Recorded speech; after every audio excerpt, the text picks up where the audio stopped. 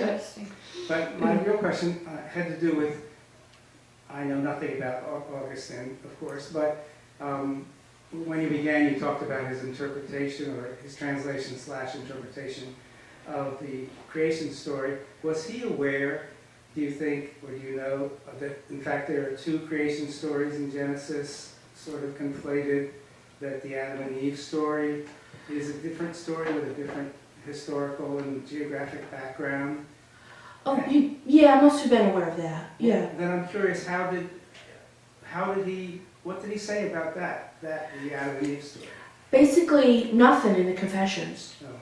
He's not concerned in this work about it. He's got an awful lot to say in other works, and he goes into the wild blue yonder. And I don't know if you were here when we were talking about this book, Rise and Fall of Adam and Eve. So that book goes into Augustine's views on sex based on the Loss of Paradise story, and it's really wild. He could, if you want an example of very, very free use of free interpretive use of the Bible, I mean, go to this book. It's crazy.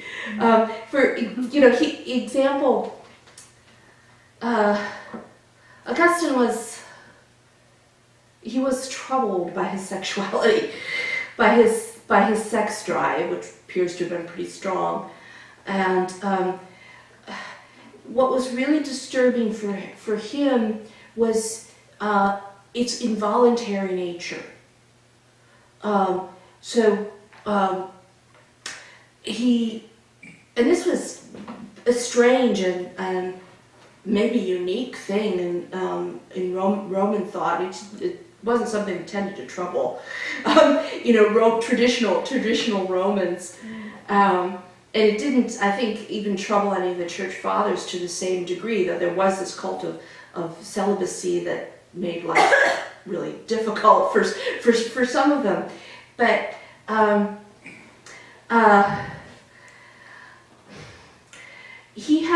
Augustine, comes up with this very strange theory of what sex was like, with God's, unmitigated blessing in paradise.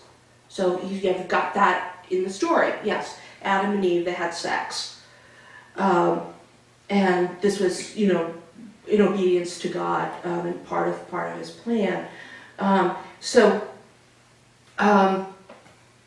Augustine claims that this happened without sexual desire. It was a purely procreative act. So Adam's erection was not stimulated by desire. It was stimulated purely by divine obedience. So the sexual act was, physically, emotionally curtailed to be absolutely only a procreative act. And this theory seems to have had its origins, in Augustine's troubled adolescence, in which he just felt completely out of control, and very ashamed, and in great, emotional and intellectual conflict because of his Christian upbringing.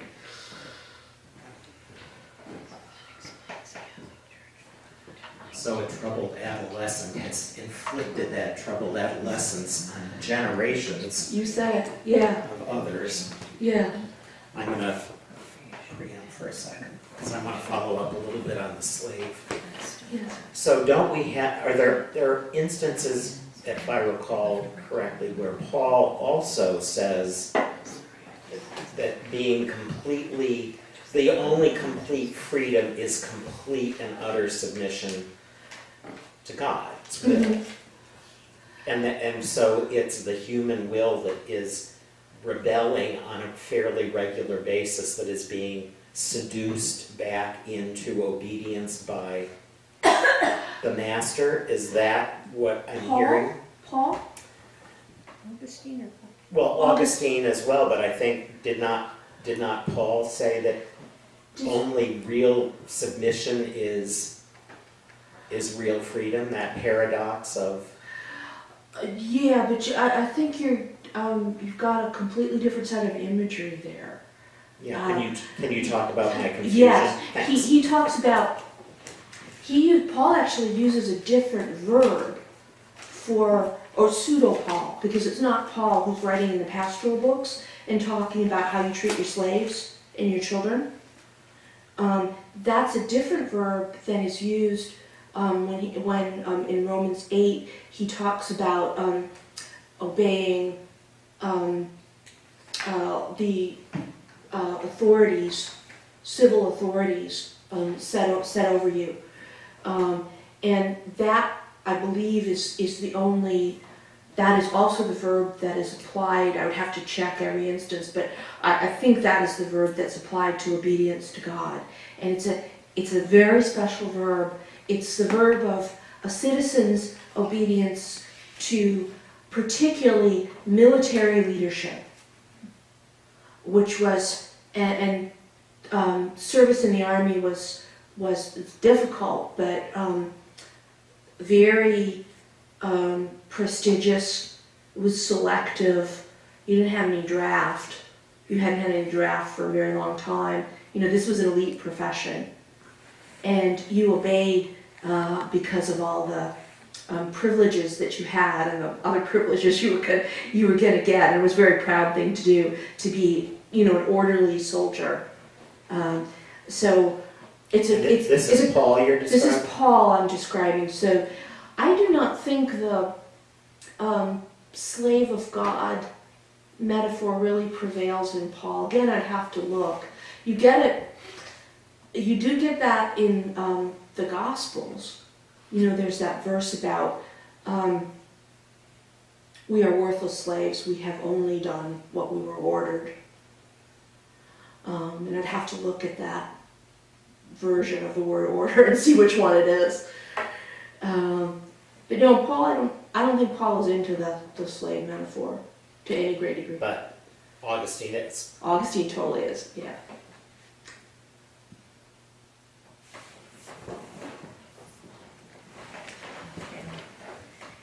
Do you remember what I was thinking? Under your lip. Bring it right up. I guess, I'm not sure that I can remember this now, but I was thinking about the image of the master, and I guess what I was wondering had to do with whether Augustine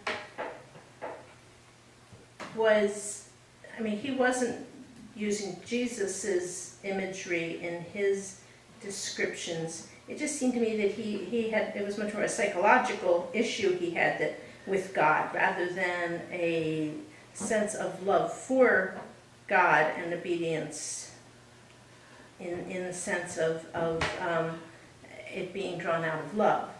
So that's what you're describing? Well, I think it's kind of complicated with Augustine, because the erotic imagery is all mixed in with this too. When he says that famous passage of his, Sero te amavi, it really means I took way too long to fall in love with you. Amo is principally an erotic verb. It was sort of making its way very slowly away from that exclusive use in classical Latin literature, but it still, principally meant to be horny, to be infatuated. So I took way too long to get infatuated with you, and he has all kinds of, mooning over God's as being dulcus, as being sweet, as being beautiful, as being alluring, as being irresistible. And then he blames his own, perversity and stupidity for resisting God's attractions for so long. Yeah, it's weird. So you got all that mixed in too. It sounds like more of a kind of a, I mean, I don't think mystical is quite the right word, and maybe mystical and psychological in there together. Yeah. But rather than theological, it doesn't sound like he was as much trying to articulate a plan for the church to move in a certain direction. Yeah, not here. In other places, but not here. Yeah. One thing that seems to be missing from the Confessions is, imagery of God as the Father. He didn't have a great relationship with his own father, who died fairly young anyway. So you don't get that imagery such as you find in the Gospels. God as the nurturer and the protector, and the God of the Psalms too. The loving parent. Can't find it. Mm-hmm. Yeah, you do have the female, protector and nurturer, and so he makes up a goddess, chastity. Mm. So at the moment she intervenes, this female intervenes at the moment of his conversion, and she's like the Magna Mater, the big mother of Eastern, the goddess of Eastern origin, very popular in Imperial Rome. So she's the Magna Mater in some depictions has great tears of breasts, because she's sort of the cow-like nurturer of everything. So this chastity or restraint, whatever you want to call her, she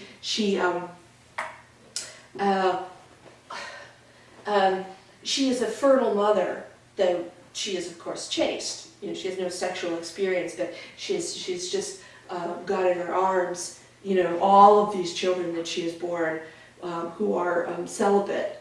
Everyone that she has helped persuade, to celibacy, and she laughs charmingly, and she seduces intellectually Augustine into this idea that yes, he can do without sex. This is one big struggle that he had. This woman, this adorable, irresistible woman, entices him away from sex. Go figure. Yeah. Yeah. A real paradox. Yes, paradox. Yeah. Others. That's okay. So I'd just like to hear more about what you find when you're just talking about it's weird or it's odd, it's paradoxical. It doesn't seem that way to me. And so I just want to hear more about that, like your thoughts on that. Because the fact that he chose a female image to be attracted to seems completely normal to me. Because this image replaced that of his mistress, Exactly. whom he missed terribly, Yeah. and he described the parting from her as just having his guts torn out. Right. Yeah, Because he had a child with their her. child, Yeah. whom he adored, Right. kept the child Psychologically, away. I guess it just Yeah. seems very normal to me that he would select a female image as a replacement for that. Yeah, I mean psychologically, I think it makes sense. Okay. It makes, I think, a lot less sense within the Christian theological context, because you don't really have the cult of Mary Yeah. emerging yet. So it was very much a male god that was set up for Thank you. worship. Yeah.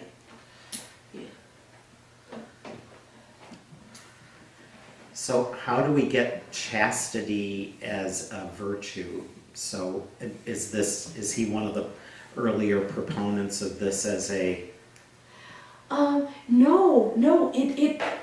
The cult of virginity and the cult of celibacy emerged within a generation of Jesus' death. It's remarkably fast and widespread and powerful, and that's what Paul is talking about when he just sort of in aggravation says, okay, you asked me about, peritone, concerning the things that you asked me about, here I go, and what they're looking for from him is a denunciation of marriage. They're looking for permission to leave their spouses. He won't give it.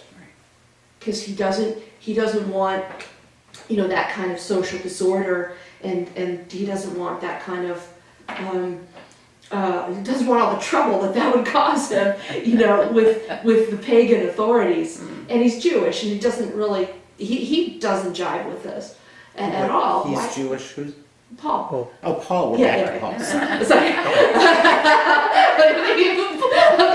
Augustine, the Jewish anti-Semite. Did you know? Yeah. I have proof. Yeah, so Paul doesn't really get it, not with his background, his training in Jerusalem and all that. No, where it comes from, and it seems to have, risen in Europe and Asia Minor, not, in the Palestinian homeland of Jesus. It comes from pagan culture, particularly philosophy, but also male social life, which is quite exclusive. So you've got a work like Plato's Symposium, and the men are going to, as usual in Athens, they're going to have a long drinking party with each other. There are no respectable women present. There's a flute girl, and the host says, well, let's send her away, tell her to pipe to herself, or to the women inside, that is in the women's quarters. So they dismiss the only female there with total contempt. If she stayed, then they would all be, having sex with her later in the evening. That's one of her functions. Anyway, and then they have this lofty discussion of erotic love, as it happens in this case. And Plato remarks, that the highest kind of love, and this is his settled opinion, the highest kind of love is between men. So Agathon, I think Agathon's the host. Yes, he is. He's celebrating a dramatic prize that he's won. So Agathon is, he our host here. He's he practices the highest kind of love. He feels nothing, for women, and he probably is married and has been forced to be married and to procreate. And in you just get these constant remarks, like in Euripides, in the Hippolytus tragedy. He has the hero saying, how absolutely hateful to get married and have sex with women. Yuck, and why couldn't it be that we could go to temples and buy our children? The fantasy for them was children without sex, not like for us, sex without children. So this was all very settled feeling in male classical society. But that's not chastity either. Well, I mean, to me, maybe I've got the wrong sense of chastity, but I think of that as being celibate as opposed to. Well, you can sort of see in Augustine's quite personal account of his life. You can kind of see how this works how this fits into early Christianity. What he wanted, this sort of sublimated version of this life without women, is a life of contemplation and inquiry and conversation. So what does Augustine do right after there's not much detail about it in the Confessions, but we know from other sources exactly what he did after he converted, finished his teaching term, and then goes off to lead his ideal life. He gets a bunch. He brings a bunch of male friends around him. He lets his mother come, but she's also doing cooking and stuff. Yeah. But of course. And they set up a version of a Greek philosophical school. They're talking about beauty and truth and justice very abstractly among themselves in a country retreat.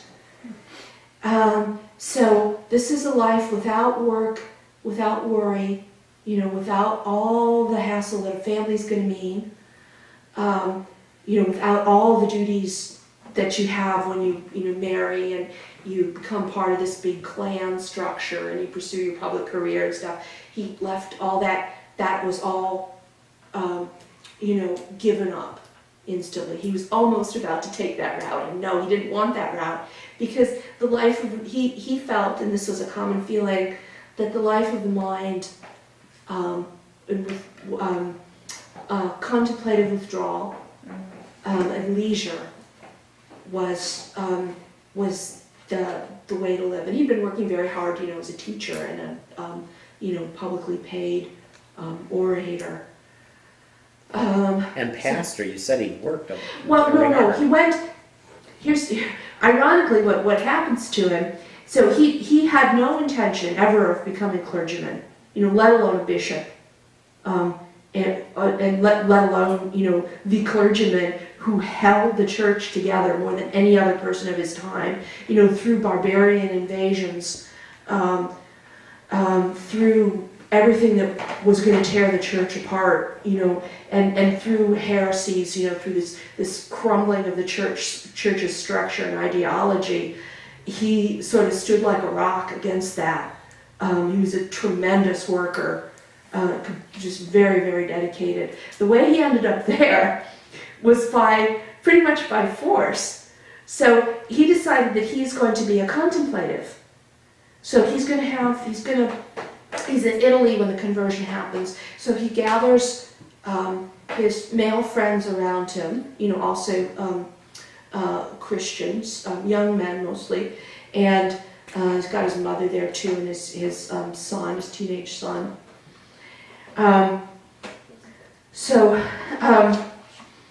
He's going to have a contemplative community, and they're going to converse and pray, and they're going to be completely withdrawn from the world. He's going to go back to his family's estate. Luckily, some of his friends are really rich, so money's not going to be a problem. And so he goes back there to his home in North Africa, and he's hanging out, and it happens that he's visiting town, and he is spotted in a church, and they know who he is. They know that he is a very talented speaker and writer. So they pretty much run him down. It's been described as almost a kidnapping. They got hold of him, and they, of course, they applied moral pressure too, and they induced him to become a priest, to be ordained, and to take on priestly duties. And he wasn't going to do it. And his the bargain that he struck, because they couldn't actually force him, the bargain that he struck was that the church would bring under its auspices the contemplative community that he had founded. And the church would provide, material support for them. The church would, include them, in its parish life in a supportive way, and not bother them, and let him have some of that of his whole life preserved there. And what that amounted to was that he founded the first monastic community under church protection, because you'd have these communities before, but they were out in the desert and they were full of lay people, and they just did their own thing, and they were mostly farming, that kind of thing. They were manual laborers. So he wrote the first monastic rule himself, he wrote up how this community was going to be maintained, how it was going to be structured. So he got to do that, and that was the price that he extracted for becoming a priest and then a bishop. So yeah, he got. They kind of did a number on him because he ended up working harder than he ever would have, as a teacher and an orator and a rising statesman back in Italy. So that's kind of a 5-minute version of what he contributed. But when you think about, it's just absolutely flabbergasting what he did for Western civilization. He died, during a barbarian siege. And the barbarians themselves, who were a sort of branch of Christianity, Christians, they had so much regard for him, this person they in the city where they were besieging, they had so much regard for him that they saved his library. That's why we have all this stuff, that's why it didn't go up in smoke. But they had so much respect for him that the books, those books were saved. Of course, Rome had already been sacked by this time, but he had. What would Christianity have been without him? It would have been just probably another superstitious, barbaric religion, because there was kind of nothing to take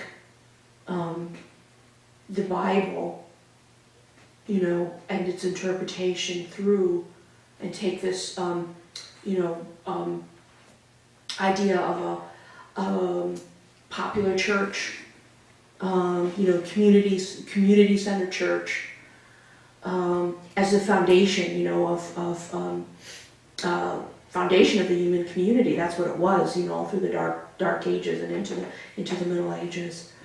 It carries along with it classical literature, classical learning, all this stuff. If there was one person who did more for that outcome than anybody else, it was Augustine. Not the Irish saving civilization, huh? He preserved it until the Irish got Until a the hold. Irish got on it. Helene. I think it would have been nothing for the Irish to work with, yeah. Yes, please.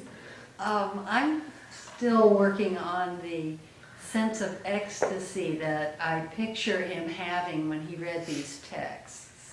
That you described him as just being gloriously in a state of bliss and happiness, and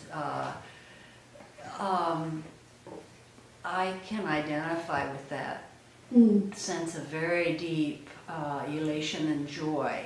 Right. And I can identify with it being related to a text. Uh-huh. And I can identify with it being related to love. It's a kind of love that isn't acknowledged in our culture or even in our everyday experience. It's a very sublime, just totalitarian love. It's just complete everything, of all being, everything. Right, So yeah. that was my main sense of him. Then all the sexual stuff kind of, it felt like that was a different him or something from this blissful self. So I identify more with the blissful self. I mean, I can see that in my experience. Then it made me wonder if he really talked about love of God. Did he talk about what this bliss was like, this sense of unity with God or oneness, that he loved God so much that he wanted to be God's slave? Yes. And Well, that was happiness for him. The ultimate happiness. Yeah, and I can relate to that, because if you are so in love with someone, you just absolutely love them with your whole being. There is nothing in the world that makes you happier than them being happy. You Right. just want them to be happy, Yes. and you don't care about yourself. Mm. There's nothing else, and so Yeah. that's kind of being a slave in the good sense. It's not like you feel you're ordered or forced Yes. Yeah. by someone that you don't want to be forced by, but it's your own desire for your own fulfillment through the other person's happiness. It's a very Yes. genuine thing. Right, yeah. No, he had, I mean, that's another thing about him that makes him absolutely remarkable. The talent he had, the almost unexampled talent he had for loving God. And he was a believer his entire life. And that was never negotiable for him. He said, he had that with his mother's milk. He never had any problem, with accepting that God existed, and that God had purpose for him. He had to sort this out intellectually and emotionally. Which was a really long and painful process. But then he was just there for decades, in the state of devotion. I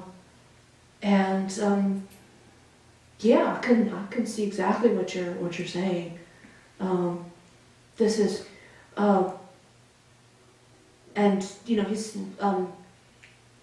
he's, so far,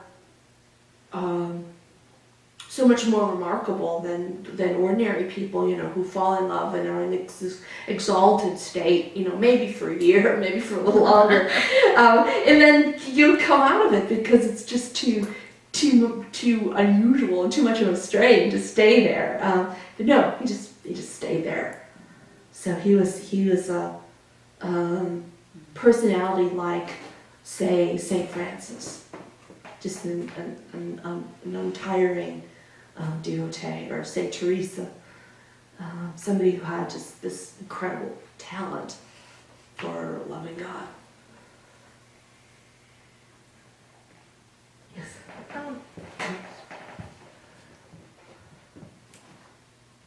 Just thinking back to my reading of Augustine when I was younger, and remembering that it seemed like so much of his trouble in faith had been because he went off with the Manichaeans and had this whole struggle, belief that that he had to overcome evil to be able to, if I understand it right, and that's sort of what I'm wondering. Right, yeah. And to what degree did his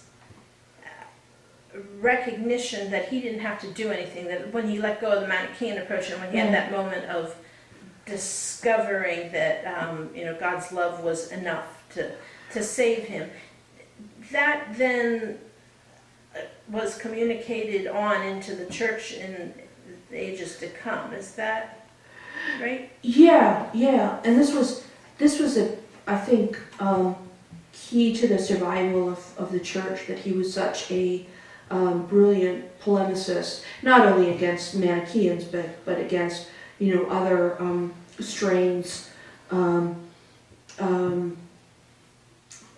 away from the orthodox and inclusive church. The sort of logical knot that he gets tied up in is with the Manichaeans, as you say, and just wastes years and years on, is this notion that human beings have this power and duty to defeat evil, which is a rival. This is a dualistic belief system. So evil and good, fight cosmically, and they have physical manifestations, and so human beings are part of this great drama, because they're almost on a level of these beings, because they're material, we're material. So we go through a lot of, in case of Manichaeans, really bizarre rites, very, very demanding regimen of special kind of vegetarianism, and so on and so on and so on.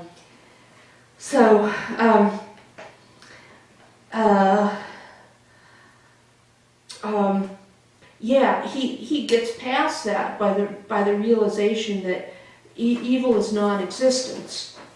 It doesn't really exist. It's this emptiness, and it isn't any serious rival of divinity, which is immaterial and therefore all-encompassing, all-loving, all good. You can put all the superlatives on it, once you take it out of the material world. He gets past this materialist idea, and he's pretty much home at that point. And he sees he still needs Christ as this mediator, and that's essential, because he sort of puts it all together. He's looking at this Neoplatonist literature, which he's finally got in translation. So he kind of puts it all together intellectually, but he actually he needs this idea of Jesus as a mediator between the incorporeal and the corporeal. Yeah. Thanks for that question. Oh, so how are we doing? We still have some more time. Are there other questions?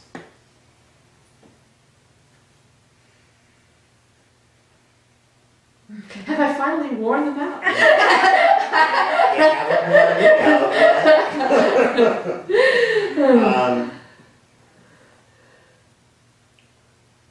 I think maybe you have worn it out. I thought I had another question, but going once? Going twice? All right, let's give it up one more time for our...